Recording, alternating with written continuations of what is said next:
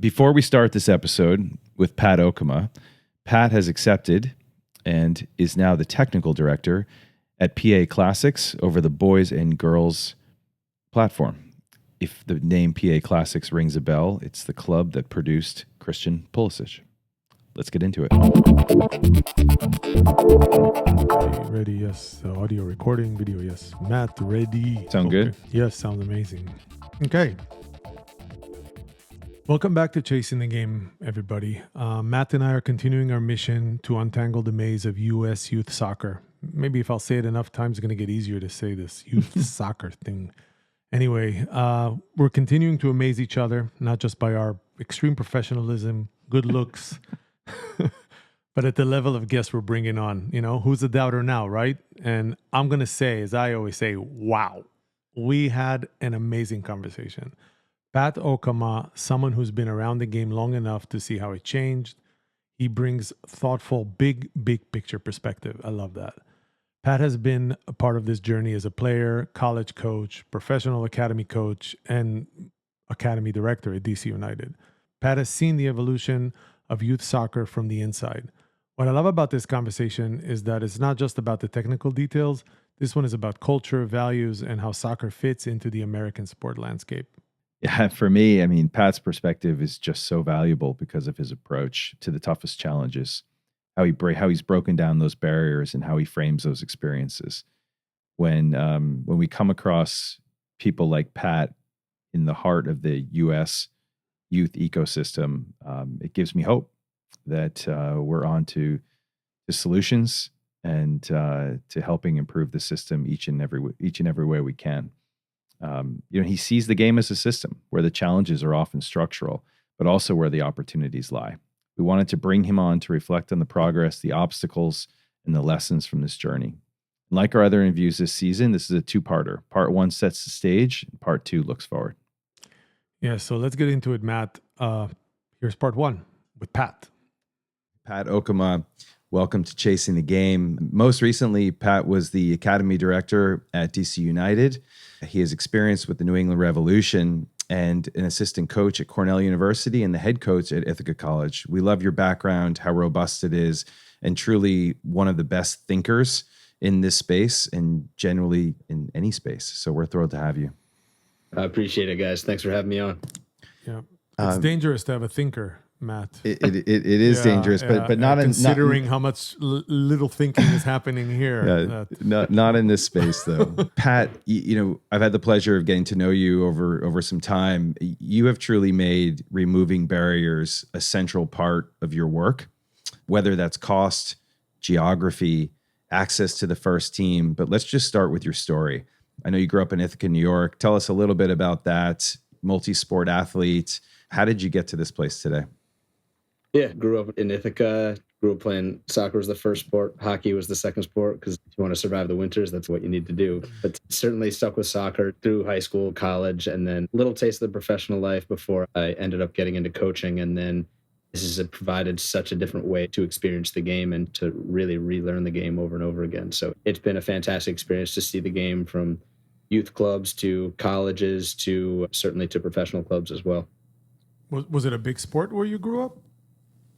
It was surprisingly big. It's a small city, but it's very international and very diverse because Cornell and Ithaca brings families from all over the world. So on the right year, you have a couple of kids coming from Spain, a couple of kids coming from South America, and we can put together a pretty good team. So I grew up with some really good players, and certainly the guys kind of a year or two ahead of me were really solid players. And we had a little group that we'd go pick up pretty much every day. Well, that's why I'm curious, because I grew up in a country and an environment where it's pretty much the mainstream sport. Yep. So you couldn't help but play. It doesn't matter if you were good or bad. It wasn't judged like that. Everybody played. But for you to get to kind of start climbing your way up through where you lived, were there mentors, or how do you was it from your family? Where does it all start? I'll start with my family. My father played. He came from Guyana when he was 18. So he moved to this country, moved to New York City, and then eventually made it. So he played. I have two older brothers. So it was just kind of in the family at that point. So you're first generation. Yes, sir. I got it. So he was supportive of your journey, and at that time, I don't know how it was then, I mean, we're talking about travel and the whole thing, and 3 hours to go to games, or was it still same, just Yeah, madness? it was all over the place for sure. We were all over central New York and Pennsylvania up towards Buffalo, Rochester. There was everywhere we went, we were driving, at least an hour or two. When you look at that experience that you've had Mhm. and where you are today, is did you take? Are you still you see yourself as directly influenced by that kind of Ithaca small town soccer world and the people you grew up with when you make decisions today or the positions that you've reached? For sure. I think it's funny because the kids will ask me, "Oh, coach, what academy did you play for?" And it's like, fellas, That's this exactly why. didn't this didn't exist when Mm. you guys don't realize how lucky you are to have this infrastructure built for you when you're coming through because it didn't exist. We had to go to Syracuse, we had to go to Rochester and try to find a team to because you could outgrow a smaller town like Ithaca, so you got to kind of find the better talent and the better game to really test yourself. I just want to go back a second. When Pat talked about players that inspired him that are 1 or 2 years older in Ithaca, he did not mention players 10 years older at Ithaca College, like myself, who were very uninspiring to Pat as a youth who'd come watch myself and my teammates play at Ithaca College. So, Pat, I appreciate the I was non-chat out. I was getting Oh there. my I God. won't. I won't forget that. Podcast. I thought we had a long time. How many compliments that we're gonna need to do, Pat, to get through this podcast tonight? Oh my God. Nah, I didn't want to peak too early. I was, Yeah. I was trying to I appreciate it. This is the story of my life. Pat, let's Hey Matt, have you been working out, man? You look good. Pat, let's move into some of the work that you've done at both professional academies as far as breaking down barriers. So everybody talks about pay to play in this country, and unfortunately, unless you're playing for an MLS academy or a USL professional academy, everyone is paying to play, and it's just a reality and a part of our system. Aside from that, I'd love for you to talk a little bit around other barriers that you've experienced and how you've approached them as an academy director and as a coach. Yeah, I think the first obvious one is geography. Is how do we get the best players into our system from a geographical standpoint? That could come in the form of a residency program like we built in New England, or a transportation program like we built in DC, where we had 15-passenger vans from 4 different locations driving into training, run training, and then driving them back out to a couple different pickup and drop off locations. That's the first thing, and that's one that looks really different depending on what environment you're working in and what the challenges and the resources are. I've lived in New York, where you guys are now, which is really different than being up in New England, which is very different than being down in DC, where here you got 2 beltways and 2 major cities. So there's everyone's puzzle looks a little bit different, and that's coming from not just the clubs that I've worked at, but the other directors around the country. They have to find how to solve their puzzle, the challenges and the resources that they have. Once you get past that and you have all the talent and you want to start them get more access to the first team or to the second team training during the day, you're talking about building residency programs, education programs, meals, an umbrella, which is really, really important in terms of attracting and developing the best talent. Expectations from the first team and the general managers and sporting directors, those are there as well. Where if we're spending that type of money on these kids, we're expecting a few pros out of that group. So it is a blessing to have an ownership that will invest in those programs, and then certainly expecting ROI. But so here's again, this is unique to the United States, right? So you have a metropolitan area where you have probably one or two teams if you're lucky, mostly one, that covers an enormous amount of geography. So now we're not talking about adults here; we're talking about kids, and we had an issue with that when Lavi was at Red Bulls, just getting to the Red Bulls facility. Now you're looking at quality of life for the kid itself. So where does that balance come through as far as an academy where you go, you know what, kid, you might be okay here, but I got to tell you, we can't do this to you because you're 2 hours away. Is there a balance where you consider that? That's the first thing that has to be taken into consideration is this the right move for the kid? And he might be good enough and he might be a leader on this team right away, but we have to take into consideration the family, the kid. Is he ready, mature enough, and willing to make a move like this where he's moving into a residential program? That's not something we take very lightly. I feel fortunate. I haven't dealt with that, and I Wow. kind of say fortunately because it's a completely different animal. New England, it was generally kids that were from a couple hours away, maybe in Connecticut or New Hampshire, where they didn't make logistical sense to go back and forth, but their families are still in range and they can go home for a night if they need to. In DC, the talent is so saturated here that we didn't really need much of a residential program. Probably be helpful, but really what was more important was the transportation. Yeah. And what about within the team itself, like financial discrepancy within families? Because again, America is so complex and wide. You don't have neighborhood teams here. Let's say, I don't know, DC United or whatever team we're talking about. It covers enormous gamut of kids and families. Mm-hmm. So some families can afford to do extra, some cannot. I mean, how does the academy balance that as well? Laurent, when you say extra, you're talking about private sessions, everything outside of what DC United, in this case, or the Revs, the parents able to take time off of work, going to parents attending practice. I mean, there's so many elements that financial liberty gives you, where if you're doing 9 to 5 or even more than that, you just cannot do it. So at what point does the academy step in?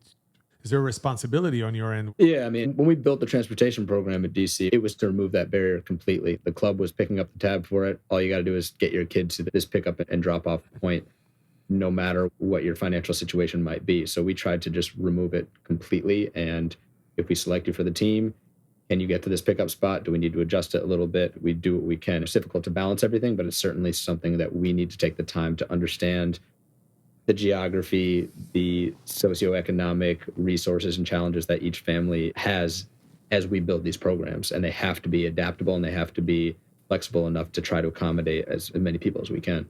And it sounds simple and straightforward. Yeah, 4 vans, 15 kids, run it twice.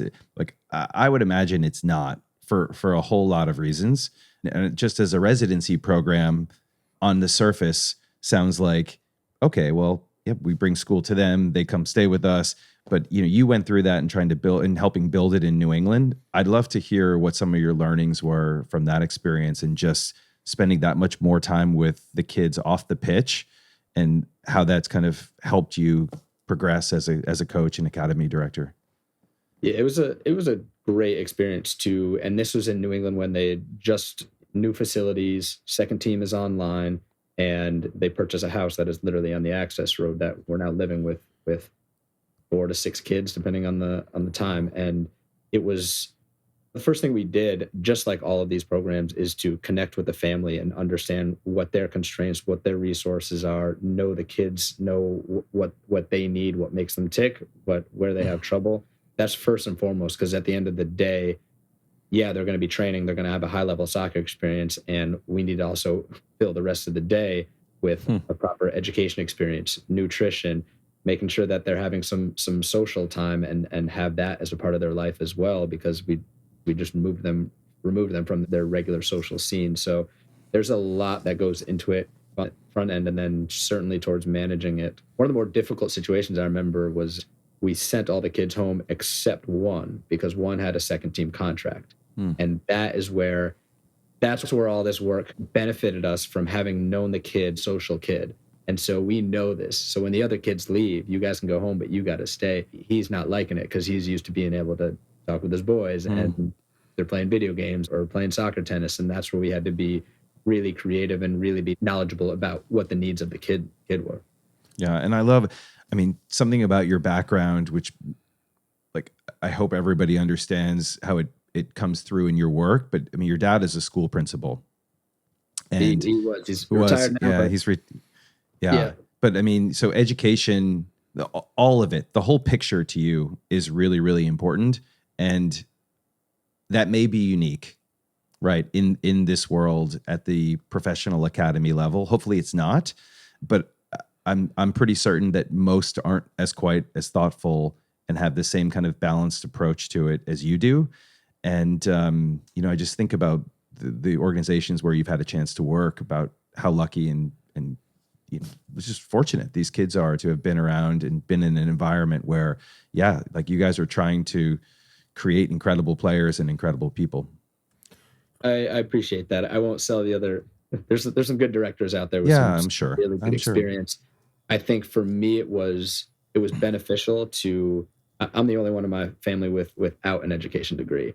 And so when you have access to people who are there's nothing they haven't seen. I'm not coming home and, oh, this happened at training today. And like, yeah. Have you asked the kid this? Have you checked in on this? Like they know. And so we're soccer coaches doing the best we can, but these are professionals, and that they're educators, and they understand really the nuances of what goes into developing a young man. Take soccer aside. Well, obviously we're parents, right? Our kids play at good teams, both of our kids, but you always have that dilemma of school versus, as they grow older, school versus team time or practice time.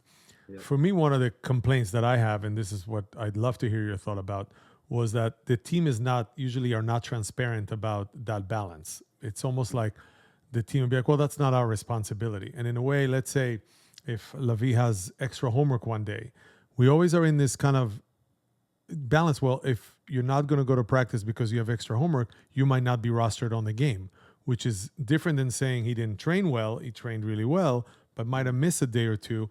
But they have a philosophy: if you miss a day, you're not gonna be able to play.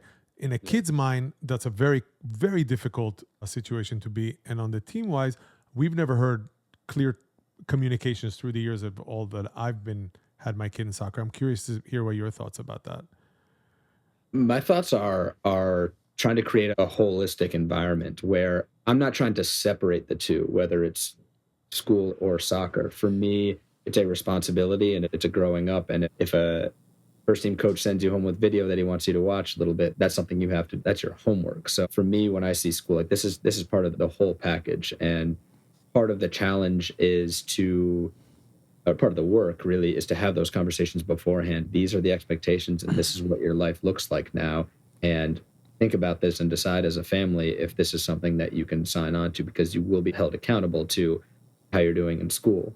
We're trying to develop professional soccer players, but professionals who, when their soccer career is over, and hopefully it's after a long, fruitful career, that they will have the skills to be successful in whatever their next endeavor is. Program, for example, we're having those conversations that this is what life is like. We would come like, hey, come spend a night in the house, come spend a couple of days, understand what the rhythm is, because this is what it will be like. It's not hanging out and playing video games all day. There's a rhythm to this day.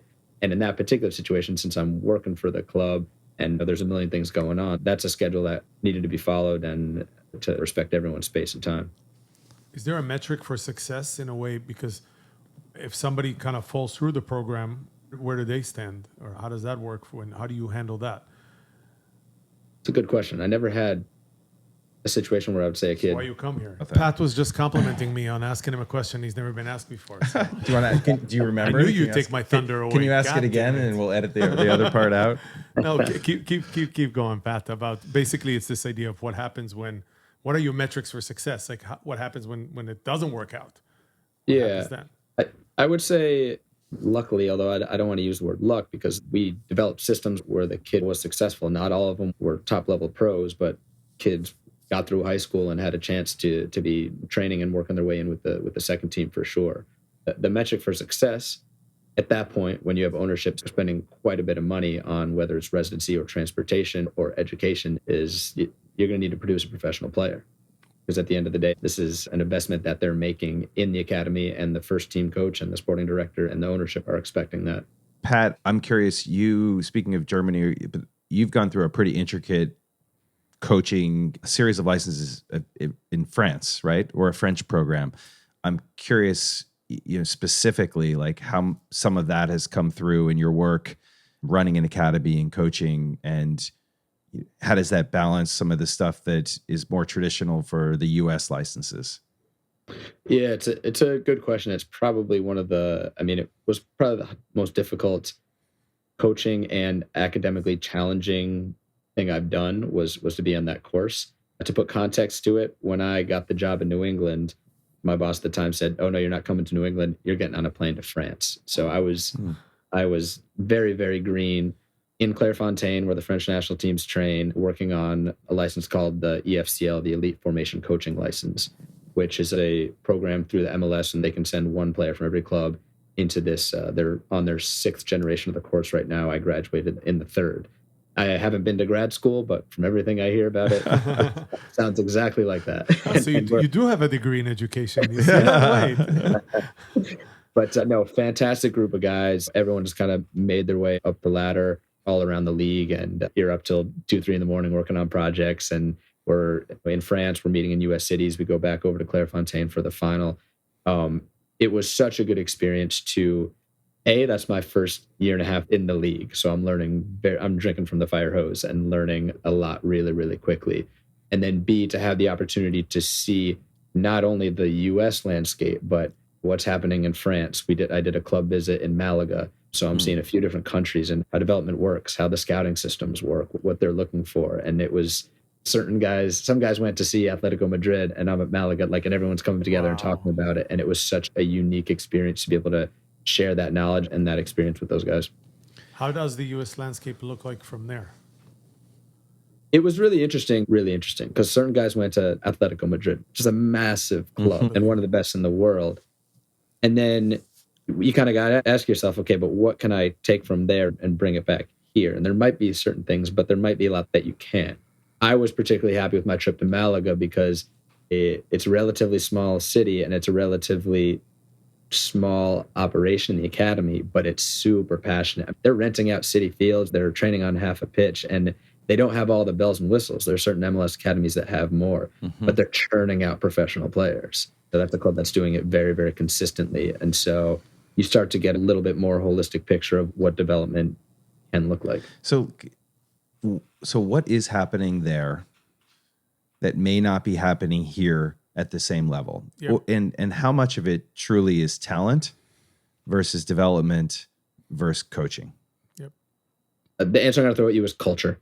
Because it's a small city, every kid in there has an uncle or a neighbor or a friend's father who played for Malaga. They all have a very clear vision of, I can make it there because I know someone who's made it there. It's so tied into the community that it's not this far off distant thing. There's a very real and tangible objective for those kids to achieve. But the standards of success are incredibly high. Of course. So how do you, the game is always developing, right? So how do you maintain that and continue to generate talent in such numbers? It's things that it's hard to imagine. Yeah, the cream rises to the top, right? Those kids are competing as hard as they possibly can, day in and day out. They're recruiting around Spain, but most of those kids are local. They know that that's a pathway through. It's not an easy path for sure, but kids are going to become professionals through that academy. You think Absolutely. They're hungrier than the average American kid who went through your systems? I think the culture is so strong, and you can see it at some of the events. When we go to GA Cup, at the younger ages, we're right there and often winning. And at the older ages, what I think happens is, all right, those years and years of that culture of watching the game, of being around the game at a high level, kind of take over, and you see us a little behind at the older ages. You just talked about this expectation and culture, both at professional academies here and then overseas. And I would say even especially at overseas at some of the club like at Malaga.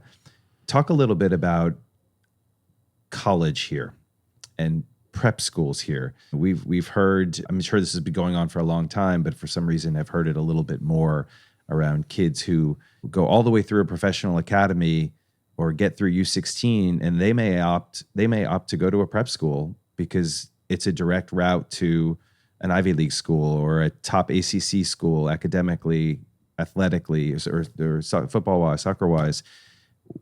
How much of a difference do you think that makes ultimately on those older age groups where kids here are saying, college is still, I want to be a pro, but I know college is right there for me also? Yeah, I think it's a huge factor. And especially from working in the two regions that I've worked in for professional academies in New England and in DC, it's a big prep school culture. And I've seen kids walk away from this pathway to go onto this pathway to, as you said, to set themselves up for going to an Ivy League school. There was I'll always remember this conversation, but there was a while back a kid who was going to be a national team player. The U.S. scouts were asking me every day about him. And he decides to go to a prep school. And he and his family really valued education. And I remember kind of struggling with it and talking to my boss at the time, like, we can't lose this kid. This kid's going to be a pro. And he actually, it told me, and I'll always remember this, whatever decision he makes is the right decision for him. And it's the right decision for us too. Because what we don't want is to spend another $30,000-$40,000 on this kid over the next few years and then find out he's not really into it. We'd rather know now. And so as difficult as that was to watch a kid who had that type of talent go, he'll be doing just fine. He's at a very good school right now. He will have a very good career. And those are choices that are sometimes difficult to swallow. But at the end of the day, we need to focus our attention and our resources on the kids that really want to make this professional dream a reality. Great. The kids in Malaga that you've discussed before, I mean, their path is go pro or go home, right? There is no, so that's pretty much an all-in kind of, and what Matt is describing is, I mean, this is, again, I don't know if my son will ever reach that level, but being at NYCFC and you see them grow, but the pro is nice for the kids, but the parents, most of the parents don't think that. Most of the parents, it is about an entry to what would hopefully be a college career. Yeah. There are a lot of parents, as the kids get older, the kids start to think that too. Oh, wow. This will get me into that school. Really, you've seen that. So what age does that happen when that kind of switch from? When the colleges start reaching out and start getting in their ear, and you can come here and you can get this degree, and players, people with this degree are making X amount when they graduate college, and that sounds like a pretty good life for the family and the parents. And if you've, especially, the kids who've grown up in an environment like that where the families are successful, like, oh, right, this is a nice life and I can recreate that and live that. It's unfortunate to lose talent to that, for sure. And we have a massive country and a lot of areas where we still should be able to get enough kids who this is their dream and this is their one thing and be successful. And we can go back and forth on that, but what I would say is we have to focus our attention on those kids. We've talked a little bit about communications with kids and with parents and with families. Talk to us a little bit about, it's something as parents and being involved with clubs where it's always a discussion, meaning amongst parents, sometimes parents with coaches, sometimes parents with academy directors. As an academy director, and then also as a coach, so prior to you being an academy director, what do those relationships look like? Like what is okay as far as communications? What do you want to hear? What do you not want to hear? How do you establish that? I think the baseline, and then ultimately, like, how do you even manage it as an academy director with other coaches and families? Yeah, it's one of those things where you want to be way ahead of that conversation and set the expectations and the guidelines clearly from the get-go before the kid has even stepped foot in the academy. It's really important to, and I think every academy director across the board has some sort of meeting with all the parents so that there's some sort of understanding of what the expectations are. I would say a couple of things. One, it's not a pay-to-play model, right? The club is spending the money on the travel and the Adidas gear and everything across the board. And I have said very directly to parents that money is buying me distance, and it's creating a little bit more separation between you and I. And if I'm working at a club and you're paying, yeah, you're going to have more access to me. But right now I'm paying, or the ownership is paying, and so I'm expecting that. Now, I don't remove them completely, and what I like to do is to bring them in on what they're learning to a certain degree, and just enough where they realize, oh, I'm using language and I'm talking about things that they're not aware of. I want them to have a little bit of taste of that so that they start to understand, oh, things are happening in training, things are happening in matches. I can't just be yelling from the sidelines because I don't have any credibility here because I'm not at training every day and I'm not watching and I don't know all the intricacies of our model. So I do like to educate them a little bit on what we're doing and why it's going to be really disruptive to have any message that could potentially counter what we're trying to build. Yeah. But this is really the challenge. I'm going to talk about parents because that's what this is about. If your kid, let's say a U13 kid, okay, and you're seeing your kid you have a sense as a parent that the kid is not top pecking order on the team, but you don't really have transparency from the team because, like you said, there's a certain distance built into academy life. At that point, what is a parent to do? Because if the kid has a certain progression that you see, well, you go, well, if my kid is not top 20-30% in this team, most likely this kid is not going to continue a path. On the other hand, the teams are full of kids that are not in the top 20-30%. So at that point, the parents can't help but get involved, or obviously have misleading information for the kid. What do you do then? How do you advise parents in that situation? I'm fine entertaining that conversation. I was thinking you were talking more about, parents are yelling from the sideline. We'll get to that. Sideline coaches like me, which is a must. We'll get to that, but those are. I'm happy to have a conversation. And what we would normally do is with player evaluations for the younger ages, we have the parents there to be a part of it. And for the older ages, less so. But for the younger ages, and when we're talking about the pathway for the kid, yeah, it's important. It's good information to have the parent. The kid's young and he's with the family way more hours a day than he's with us. So I like having that information. I like seeing the dynamic. I like seeing what that relationship is like at home. It helps us do our job better. When it comes to what the best decision is for the kid, yeah, I remind families that this is a long road. And I've seen kids make it who you didn't really think were going to be the ones when they were 12 or 13, and they ended up being the ones when they were 17, 18. And also, if this is really disruptive to them, if this is stressful on them and they're not enjoying the experience, then maybe it is time to talk about moving them to another club. I know you can't answer that black and white, but do the parents, a certain behavior by the parents, influence decisions that you make sometimes? Or because I find that every time I go into these IDPs or into these reviews, I believe it or not, I shave, I get dressed, I put deodorant on, I try to impress, not like right now. And I feel like, I'm trying to court the coach or trying to be on my best behavior. Is that just foolishness, or is it all about the kid, or do the parents have a place? It's okay to say it right now. I think be authentic.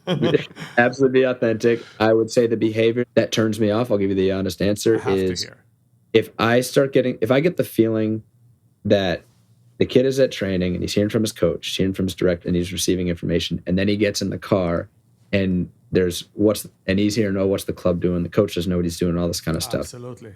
That for me right there is just a recipe for, I'll reframe it. It's not a recipe for a professional player because it's really hard what these kids are trying to do. And if that community around them is not, the more unified it is, the better chance he's going to have being a professional. If he's getting in the car and hearing a completely different message, I think that hurts him. Are you clear to the parents? I mean, this is amazing what you just said, but are you clear to parents with this kind of information, explaining what it actually does? This is in that preseason meeting, 100%. And it makes sense, right? You're a young kid. If that community isn't around you, pushing you in that same direction, it's hard enough already to become a professional player, let alone if you are now the one as a young kid navigating, a coach is saying X, my mom or dad is saying Y. It becomes so much more difficult, and it becomes now a stressful situation to come to training or to drive home after training. And this is supposed to be super challenging, but it's also supposed to be enjoyable. We're supposed to be enjoying the game out here, and the parents play a massive role in that. So is it better to have parents that were former soccer players, parents who know nothing about soccer, or parents like us who think they're good at soccer? Which one? It's funny because I was thought about this earlier today. I think most of my favorite parents were the ones who never played. And listen, it's not across the board. There's definitely some great ones who have been around the game for a long time and who get it and who understand that a lot of time and planning and energy goes into what we're trying to do here, and that it's not a smooth sailing road to the top. There's going to be obstacles. Some parents inherently get that, but I wouldn't say it's if you played, you get it, and if you haven't, you don't. And I wouldn't say it the other way either. I think this comes down to how the parent handles adversity themselves and then how they pass that along to their kids. I mean, it's so fascinating. And what about sideline coaching? Two questions. One is the parent who is on the sideline coach and the kid's reaction to the parent. Are you looking at those things? Oh, 1,000%. I can't not see it when it happens. More. Explain.